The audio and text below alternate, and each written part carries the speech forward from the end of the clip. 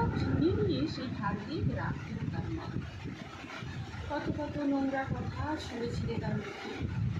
সেই ছেলে সব অপমান জমিয়ে রেখেছিল তার মুখে। তাই তো বিশ্বকাপ জেতার পরে ভিজে চোখের জলে।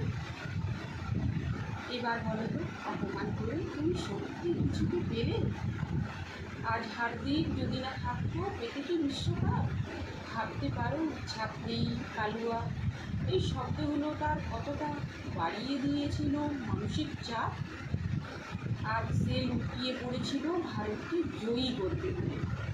টি-20 ঘুরে গেল তার শেষ ওভারের বলে। যে বলগুলো ডেলিভারি করেছিল সেই ছেলে, আর তাকে অপমান করা মুখ্য জবাব দেবে। গরিব ঘরের ছেলে বলে কি তার নেই তো কোনো মান? সেই ছেলেই আজ বাঁচিয়ে দিল 143 কোটি মান। বলছি কি, কাউকে এভাবে আর করুন কিছু। প্রার্থনা করি এই ঘটনার পর মানবিক হয়ে।